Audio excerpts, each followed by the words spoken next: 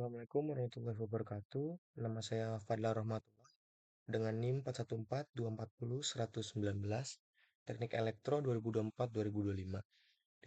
Di sini saya akan mereview dari hasil menganalisis saya, yaitu mengolah data dari database MySQL dengan judul Train Energy Data. Oke. Tujuan. Tujuan mengolah data dari database MySQL yaitu satu, mengambil informasi yang relevan, menyaring data sesuai kebutuhan. Dua, menganalisis data, membuat perhitungan, statistik, dan tren, mendukung pengambilan keputusan, menyediakan data untuk keputusan bisnis. Yang keempat, menyajikan data terstruktur, mengubah data mentah menjadi laporan atau visualisasi. Yang kelima, membersihkan data, tahu menghapus, duplikat, dan memperbaiki kesalahan data.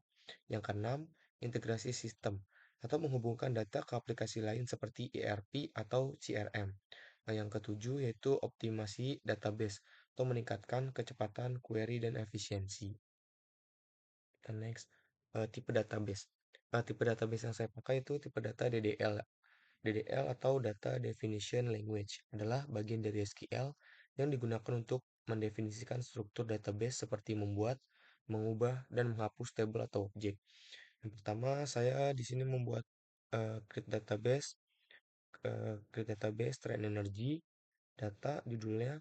Itu setelah buat create database, saya buat create table dengan nama Alan. Itu building varchar 100. Varchar itu untuk huruf, int untuk angka. Saya buat sampai 8 table. Itu selanjutnya data CSV. Apa itu data CSV? Data CSV atau comma separated values adalah format file teks sederhana yang digunakan untuk menyimpan data dalam bentuk tabel, di mana setiap baris data dipisahkan oleh koma. Data dalam file CSV mudah dibaca dan diolah oleh berbagai program seperti Excel atau aplikasi analisis data lainnya dan bahkan editor teks biasa. Setelah itu, mengimport data CSV. Pertama, kita perlu mengimport library bernama Pandas karena Pandas mempunyai alat untuk membaca file CSV. Lalu kita memanggil fungsi dari Pandas yang namanya read CSV di sini untuk membuka file CSV kita. Jika file CSV berada di lokasi yang sama dengan file Jupyter Notebook, kita cukup menulis nama filenya saja. Tapi kalau filenya ada di folder lain, kita harus menuliskan alamat lengkap atau path file tersebut.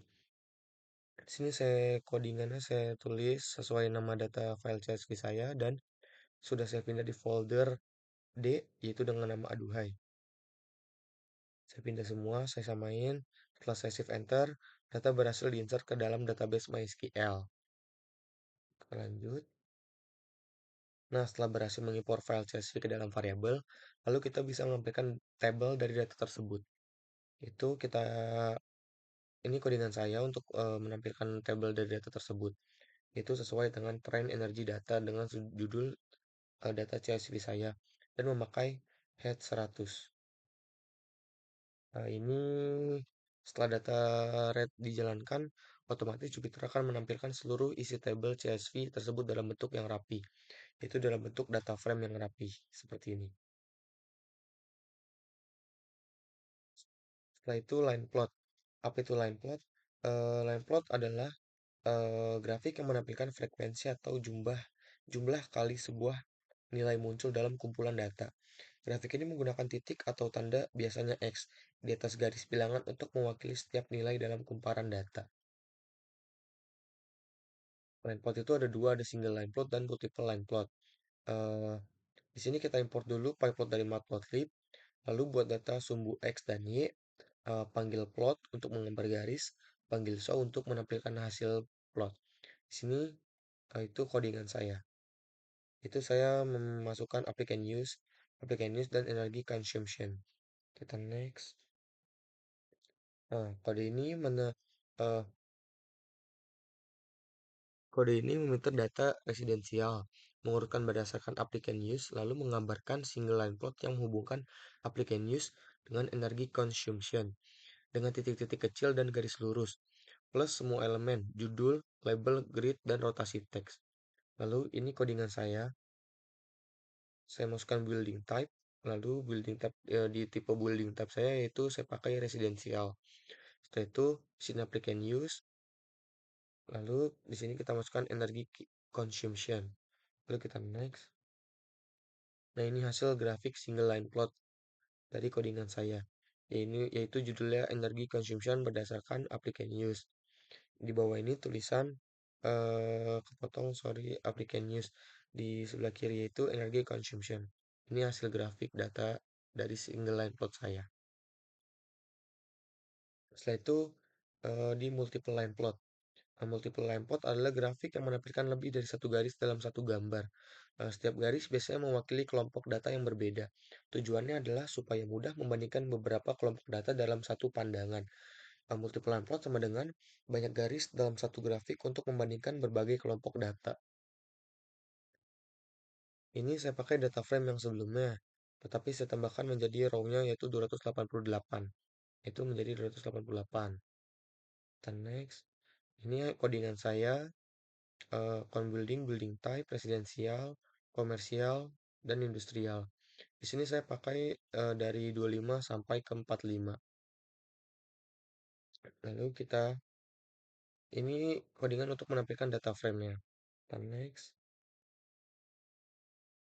Nah, ini hasil dari setelah menjalankan kode yang sebelumnya. Setelah menjalankan kode yang ini. Menjalankan kode codingan saya yang ini. Ini hasil dari multiple line plotnya. Gambar ini menunjukkan multiple line plot yang membandingkan konsumsi energi dari berbagai alat atau application use di dua jenis bangunan. Itu yang berwarna merah itu industrial dan berwarna biru itu residensial. Kita next. Selanjutnya itu ada box plot. Box plot adalah metode untuk menunjukkan secara grafis kelompok lokalitas, sebaran, dan kemiringan data numerik melalui kuartilnya. Box plot. Di sini untuk menampilkan grafik langsung di dalam notebook atau seperti di Jupyter Notebook tidak wajib di-coding di file PY, tapi sangat penting di notebook supaya grafiknya keluar otomatis. Di box plot itu sama seperti line plot, itu ada single line plot dan multiple box plot. Single box plot dan multiple box plot. Lalu kita masukkan kode untuk menampilkan data frame-nya. Di sini saya pakai 100. Dan next. Nah, setelah saya memakai 100 yaitu data frame-nya, lalu kita mentransformasi data frame menjadi pivot table dengan memasukkan codingan di sini, building type, applicant use, dan energy consumption. Setelah ditransformasi data frame menjadi pivot table akan menjadi hasilnya seperti ini. Itu dari yang ke-25 sampai 45. Setelah itu kita membuat sebuah list atau daftar berisi angka dari 25 sampai 45. Sebuah list yang lebih simpel dari pivot table ini. Setelah membuat list yang lebih simpel dari pivot table, setelah itu kita membuat box plot. Kita masukkan codingannya di sini. Hasil box plotnya 25 sampai 45. Setelah itu kita save enter dan ini hasil dari box plotnya.